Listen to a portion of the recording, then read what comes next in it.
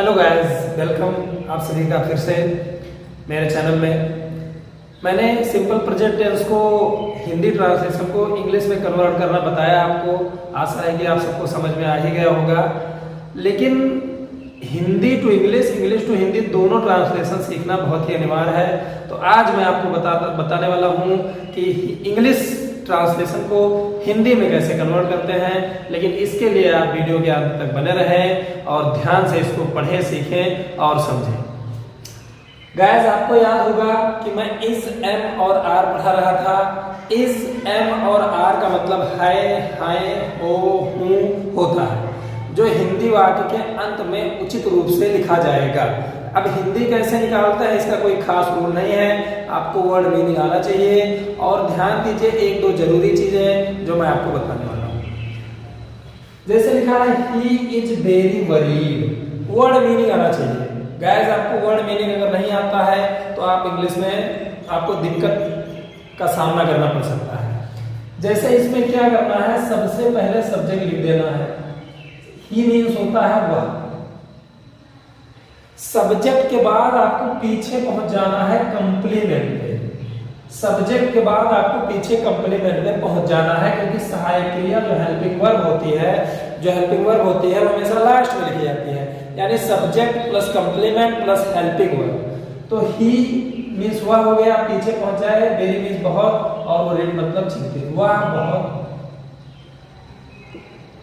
फिर इसको लिख देंगे चिंतित। अब यहां पे हेल्पिंग वर्ब लिखेंगे है। गाइस, इसका एक नियम है कि जो हेल्पिंग वर्ब होती है गाइस, वो हमेशा लास्ट में रहती है। यानी अगर आप इंग्लिश टू हिंदी कर रहे हैं तो आपको सबसे पहले सब्जेक्ट लिखना है, उसके बाद कंप्लीमेंट लिखना है, और अन्य शब्द भी कुछ है तो वो चीज आपको लिखना है, और लास्ट में आपको हेल्पिंग वर्ब लिखना है। यानी सब्जेक्ट, फिर कंप्लीमेंट, फिर लास्ट में कुछ शब्द है उसको जोड़ते हुए लास्ट में हेल्पिंग वर्ब आएगी। यानी है, हो, हूं लास्ट में आएगा। जैसे गाइस, ये सेंटेंस आप देखें, you are very tired of work. तो यू मतलब होता है तुम। अब एकदम पीछे पहुंच जाइए, यहां से।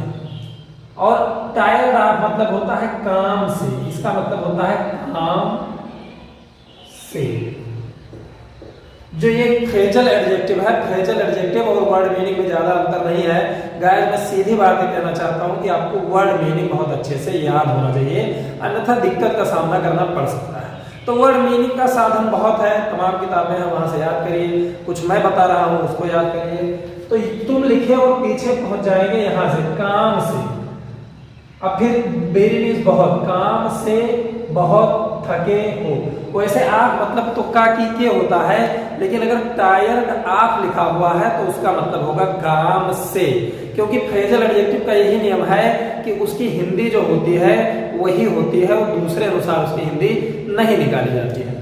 तो इसमें तुम अब यहाँ पीछे पहुंच जाएंगे काम से, क्योंकि आप जब लगता है तो उल्टा हो जाता है। आज मैंने अपने सबसे पहले वीडियो में बताया था कि आप लगेगा तो ये वाला इधर हो जाएगा, ये वाला इधर हो जाएगा। तो तुम काम से बहुत थके, फिर लास्ट में हो जाएगा। तुम काम से बहुत थके हो। गाइस, ये अफर्मेटिव सेंटेंस है। आज मैं इसमें इंग्लिश टू हिंदी ट्रांसलेशन में आपको अफर्मेटिव, नेगेटिव और इंट्रोगेटिव सारा एक साथ बताता हूं। उसके बाद मैं वीडियो के अंत में आपको एक होमवर्क दूंगा जिसकी आपको प्रैक्टिस करनी है। या आपके पास बुक है तो आप उससे प्रैक्टिस कर सकते हैं। हालांकि किसी बुक में जितनी चीजें पढ़ाई जाती है उतनी चीजों का होमवर्क जल्दी मिलता नहीं है, तो इसलिए मैं होमवर्क दूंगा लास्ट में, वीडियो में अंत में एक आएगा, उसको स्टॉप करके आप लिखना और उसके बाद उसकी प्रैक्टिस करना। अब देखिए, नेगेटिव सेंटेंस में हम आते हैं। इसमें सबसे पहले जो लिखना है वो सब्जेक्ट लिखना है। आई मीन्स होता है मैं। अब ध्यान रहेगा, सब्जेक्ट लिखने के बाद एकदम पीछे पहुंच जाना है। सब्जेक्ट लिखिए, पीछे पहुंच जाइए, वहां से उल्टी दिशा में आते हुए हिंदी निकालते हुए आप चले जाइए। इस प्रकार आपकी हिंदी निकल जाएगी। तो मैं अब यहां लिखिए, भारत में प्रसिद्ध नहीं हूं। गाइस एक बार फिर से ध्यान दीजिए, पीछे से हिंदी निकलेगी, सब्जेक्ट लिखेंगे तो पीछे से हिंदी निकलेगी।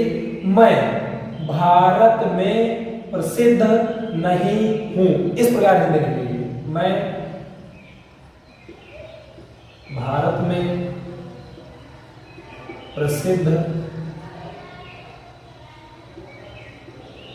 नहीं। गाइस बहुत आसान तरीका है, आप पहले सब्जेक्ट लिखिए और उसके बाद एकदम पीछे पहुंच जाइए, वहां से उल्टी दिशा में हिंदी निकालते हुए आइए, आपका हिंदी अच्छा बन जाएगा।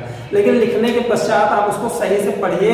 हिंदी हमारी मदर टंग है, हमारी मातृभाषा है, तो अगर उसमें कोई त्रुटि होगी, कोई गलती होगी, कोई मिस्टेक होगी तो पक्का है मिल जाएगा। तो हिंदी निकालने के बाद उसको पढ़िए जरूर। गाइस यहां देखिए, दिस इजंट, मैंने बताया था इज नॉट का शॉर्ट फॉर्म इजंट होता है, दिस मीन्स होता है यह। अब उसके बाद पीछे पहुंच जाएंगे, यहां कंप्लीमेंट, यह तुम्हारी गलती, यह फॉल्ट मतलब दोष, यह तुम्हारा दोष नहीं है लास्ट में पहुंच जाएगा, यह तुम्हारा दोष नहीं, या यह तुम्हारी गलती नहीं है। इस प्रकार से हम हिंदी निगेटिव सेंटेंस का निकालेंगे। इंट्रोगेटिव सेंटेंसेस में गाइस ध्यान दीजिए कि मैंने जब क्या शब्द हिंदी वाक्य प्रारंभ में आता था तो मैंने आपसे कहा था कि आप इज एम आर को आगे कर दीजिए। ठीक उसी प्रकार जब इज एम आर आगे रहेगा तो आपको हिंदी वाक्यों के प्रारंभ में क्या शब्द लगाना है। गाइस इस तरह आपका इंट्रोगेटिव एसोटाइप बन जाएगा, ध्यान दीजिए। जैसे लिखा है, isn't he very happy with you. With माने के साथ होता है, लेकिन विथ माने से भी होता है। ये सारे प्रीपोजिशन है। अगर आप लगातार मेरे वीडियोस देखते रहे तो आपको एक एक चीज क्रम अनुसार बारी बारी से वन बाय वन आपको सब चीजें मैं समझाता चला जाऊंगा। लेकिन सबसे पहले आपको translation Hindi to English, English to Hindi आ जाना चाहिए, अन्यथा आप किसी भी काम में सफल नहीं होंगे अकॉर्डिंग टू मी, मेरे अनुसार। तो इजंट मतलब क्या, मतलब अगर सहायक क्रिया हेल्पिंग वर्ब आगे लिखी हुई है, हेल्पिंग वर्ब आगे लिखी हुई है तो आपको क्या लिख लेना है, क्या, और उसके बाद क्या आगे लिख के आपको सब्जेक्ट लिखना। ही मीन्स होता है वह। Isn't he very happy with you, तो क्या वह, क्या वह। अब यहां विथ यू लिखा है तो यहां इसका हो जाएगा तुमसे। विथ मतलब से भी होता है, फ्रॉम का मतलब भी से होता है, लेकिन जब कोई चीज अलग होती है तब से के अर्थ में फ्रॉम लिखा जाता है। यहाँ अलगाव का बोध नहीं है। तो विथ यू यानी तुमसे। सब्जेक्ट आपने लिखा, क्या वह तुमसे बहुत खुश नहीं है। अब चूंकि इसमें नॉट लगा है इसलिए नहीं लगा देंगे। क्या वह तुमसे, अब ये लिख देंगे बहुत खुश, अब लिखेंगे नहीं। ध्यान रहेगा क्वेश्चन मार्क इसमें लगेगा क्योंकि इंट्रोगेटिव है। और जो हेल्पिंग वर्ब है, हो, हूं, ये हमेशा लास्ट में आता है। यहां पे इंट्रोगेटिव है, इंट्रोगेटिव सिंपल है, नेगेटिव नहीं है ये। अगर गाइस सहायक क्रिया आगे आ गई तो आपको क्या शब्द आगे कर देना है, क्या, और उसके बाद ध्यान रहे आपको सब्जेक्ट लिखना है, यू मतलब तुम, क्या तुम, और पीछे से हिंदी निकालना है, कंप्लीमेंट से हिंदी निकालना है। ए मीन्स एक, गवर्नमेंट मतलब सरकारी, और एम्प्लॉय मतलब कर्मचारी। तो क्या तुम, अब कंप्लीमेंट से एक सरकारी कर्मचारी हो, यानी सहायक क्रिया लास्ट में हो जाएगी। क्या तुम एक सरकारी कर्मचारी। इस प्रकार क्या तुम एक सरकारी कर्मचारी हो, यानी सहायक क्रिया आगे है तो क्या लगा दिए, फिर सब्जेक्ट दिए, फिर कंप्लीमेंट लिखना है, एक सरकारी कर्मचारी। क्या तुम एक सरकारी कर्मचारी हो। इसी प्रकार गाइस इंग्लिश में बोली जाती है। अगर आपसे किसी ने पूछ लिया कि are you a government teacher, तो आप अगर सरकारी टीचर नहीं है तो आप कहेंगे no I am not a government teacher. या इसका और भी प्रयोग होता है। इस वीडियो के जस्ट बाद मैं इस सेंटेंस से रिलेटेड इंग्लिश स्पीकिंग आपको सिखाऊंगा, लेकिन वीडियोज को अंत तक देखते रहिए। मेरे वीडियो शुरुआत से देखना शुरू कर दीजिए। जितने भी वीडियोज बनाओ उसमें कोई वीडियो मिस ना करिए, सारे वीडियोज देखते जाइए, समझते जाइए। अगर कोई प्रॉब्लम है तो कमेंट में लिखिए। मैं अपने पढ़ाई के ढंग को बेहतर और बेहतर बनाता जाता हूँ, तकनीक के हिसाब से भी मैं उसको और बेहतर बनाऊंगा, यानी अपना भरसक प्रयत्न करूंगा आपको अच्छे से पढ़ाने के लिए। लेकिन बस आपको कोऑपरेट करना है, सब्सक्राइब करना है, शेयर करना है, लाइक करना है, कमेंट जो भी हो करना है। अब गाइस यहाँ देख लीजिए WH टाइप में। WH टाइप में ध्यान रखिए कि क्वेश्चन वर्ड हमेशा बीच में जाएगा, तो आप क्वेश्चन वर्ड की हिंदी पहले निकालिए। आप क्वेश्चन वर्ड की हिंदी पहले ना निकालिए, पहले आपको सेंटेंस की हिंदी निकालनी है। यानी हिज मदर, उसकी माता जी, इज मीन्स है, सो सैड, इतना दुखी, उसकी माता जी इतना दुखी है। अब उसमें क्यों जोड़ देंगे, क्यों? ध्यान रहेगा जो क्वेश्चन वर्ड है वो बीच में आता है। एक तरीका और है हिंदी निकालने का, सारे शब्दों की हिंदी निकाल लो, वो उल्टा निकलेगा, खराब ढंग से निकलेगा, उसको सीधा कर लो। ये तरीका मैं बताता हूं। जैसे क्यों है तुम्हारी उसकी माता जी, क्यों है उसकी माता जी सो सैड, यानी इतनी दुखी, क्यों है उसकी माता जी इतनी दुखी। अब उसको सीधा कर लीजिए, उसकी माता जी इतना दुखी क्यों है, या इस तरह हिंदी निकालिए। सबसे पहले सब्जेक्ट लिखेंगे उसकी माता जी, अब फिर ये लिखेंगे इतना दुखी, यानी कंप्लीमेंट आ जाएगा, इतना दुखी। अब बीच में क्वेश्चन वर्ड आ जाएगा, व्हाई मींस क्यों है, ये लग गया क्वेश्चन मार्क। इस प्रकार आप हिंदी निकालें, उसकी माता जी इतना दुखी क्यों है। रही बात वर्ड मीनिंग की, तो उसको याद करिए। सो मीन्स इतना होता है, सैड मतलब दुखी होता है। कॉमन वर्ड्स तो बहुत सिंपल चीजें हैं, इनको आप कहीं से भी याद कर सकते हैं। अगर आप वीडियोस देख रहे हैं तो इसका मतलब आपके पास स्मार्टफोन है। स्मार्टफोन में एक डिक्शनरी है जो मैं आपको रिकमेंड करूंगा, मैं आपको सुझाव दूंगा कि ये डिक्शनरी आप डाउनलोड कर लीजिए, जिसमें आप हिंदी से इंग्लिश वर्ड ढूंढ सकेंगे और इंग्लिश से हिंदी ढूंढ सकेंगे। प्ले स्टोर पर जाइए और आप लिखिए हिंद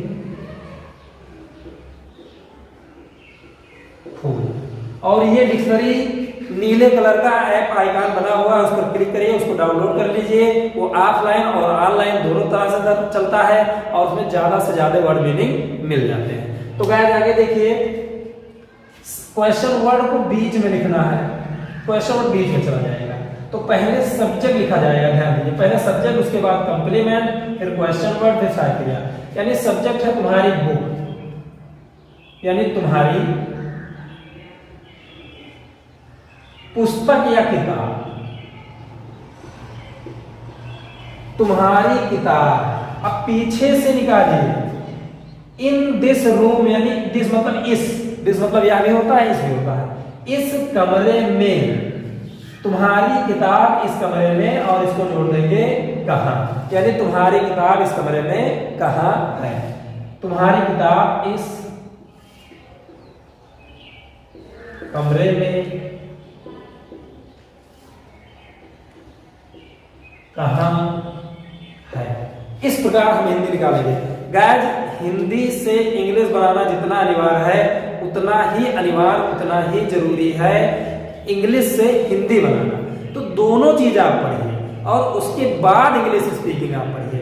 आपको टेंस आ गया, जो मैं पढ़ा रहा हूं वो आ गया, कुछ और सहायक क्रियाएं हैं, मॉडल आगे है, अगर ये सब आ जाता है तो मेरी गारंटी है आप अंग्रेजी बोल सकते हैं। You can also speak English if you study properly whatever I will teach you।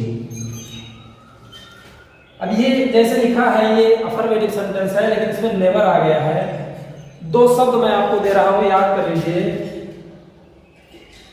Never मतलब होता है कभी नहीं,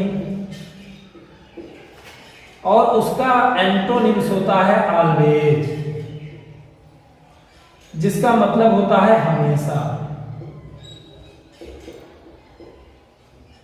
सॉरी, ये जो दो शब्द हैं ये एंटोनिम्स है, विलोम शब्द है। यानी नेवर मतलब कभी नहीं, तो ऑलवेज मतलब हमेशा। तो यहां भी उसी तरह हिंदी निकालेंगे। आई एम नेवर, मैं कभी नहीं हूँ, नेवर मतलब कभी नहीं, मैं कभी नहीं हूँ। इंटरेस्टेड मतलब रुचि, लेकिन रुचि के साथ मैं लगाएंगे तो आप गलत करेंगे। रुचि के साथ मैं लगाने से हिंदी थोड़ा सा गलत हो जाएगी, मुझे लगाएंगे तो ज्यादा अच्छा होगा। तो पहले मैं से देखते हैं। मैं कभी रुचि नहीं हूँ इन गेम्स, खेलों में। खेलों में मैं कभी रुचि नहीं हूँ, थोड़ा सा गलत हो जाएगा, तो मुझे कर देंगे तो वो सही हो जाएगा। यानी पहले सब्जेक्ट लिखेंगे मुझे।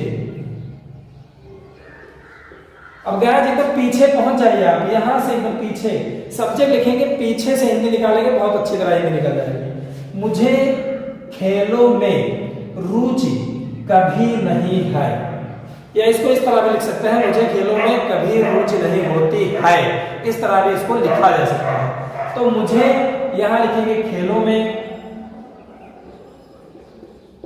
मुझे खेलों में। अब इसको नेवर मीन्स कभी नहीं लिख देंगे, कभी। उसके बाद लिखेंगे रुचि नहीं है। मुझे खेलों में कभी रुचि नहीं है या नहीं होती है लिख देंगे तो ये और अच्छा है। मुझे खेलों में कभी रुचि नहीं होती है, या है लिख दिए तो भी सही है। You are always in time, you मतलब तुम, पहले सब्जेक्ट लिख देंगे तुम, और उसके बाद पीछे पहुंच जाएंगे। इन टाइम या एट टाइम का मतलब होता है समय पर, और ऑलवेज मतलब हमेशा होता है। गाइस ऑलवेज जो शब्द है वो हमेशा सब्जेक्ट के बगल में लिखा जाता है, सदैव या हमेशा। तुम हमेशा, इन टाइम का मतलब समय पर, आर मतलब हो। तुम हमेशा समय पर, यानी तुम के बाद ऑलवेज की हिंदी निकालेंगे, तुम हमेशा, अब पीछे पहुंच जाएंगे समय पर हो। तुम हमेशा समय पर हो, या तुम हमेशा समय पर आते हो, या तुम हमेशा समय पर होते हो, कुछ भी लिख सकते हैं। तुम हमेशा समय पर या समय से भी लिख सकते हैं, समय से होते हो। इसमें कम नहीं लिखा है, फिर भी इसकी हिंदी ये हो सकती है, तुम हमेशा समय से आते हो। You are always in time, यानी तुम हमेशा समय पर हो, तो इसका मतलब तुम हमेशा समय पर आते हो। तो इस तरह भी लिखा जा सकता है, तुम हमेशा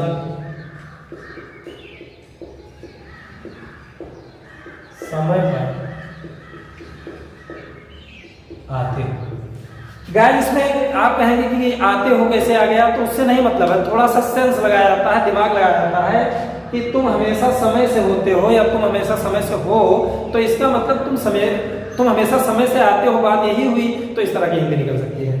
गाइस हम इस प्रकार इंग्लिश से हिंदी निकालेंगे। मैंने पूरा अफर्मेटिव, नेगेटिव, इंट्रोगेटिव आपको बता दिया है, यानी सिंपल प्रेजेंट एक तरह से मैंने खत्म कर दिया है। हिंदी का जो ट्रांसलेशन है उसका मिक्स सेंटेंस भी मैं आपको समझाऊंगा। इस वीडियो के अंत में आपको मैं एक होमवर्क दूंगा जिस पर आप प्रैक्टिस करिएगा। डिक्शनरी जो मैंने बताया उससे आप वर्ड मीनिंग खोज सकते हैं। और जस्ट इसी वीडियो के बाद इस तरह के सेंटेंसेज के इंग्लिश स्पीकिंग को, यानी इंग्लिश कैसे स्पीक करते हैं, ये मैं बताने जा रहा हूं। आप इससे इंग्लिश भी स्पीक कर सकते हैं, लेकिन ये स्टेप बाय स्टेप होगा, 1 by 1 होगा। यानी एक एक चीज पढ़ाता रहूंगा, एक एक चीज की इंग्लिश 1 by 1 कैसे बोली जाती है बताता रहूंगा, लेकिन इसके लिए आपको बहुत पढ़ने की आवश्यकता है। गाइस इस वीडियो में बस इतना ही। मैं आपसे विनम्र निवेदन करता हूं कि मेरे चैनल को सब्सक्राइब करें, शेयर करें। सब्सक्राइब करने के बाद जो बेल आइकन है उसको दबा दीजिए, ताकि मेरे जो आगे आने वाले वीडियोस हैं वो आपको मिल सके।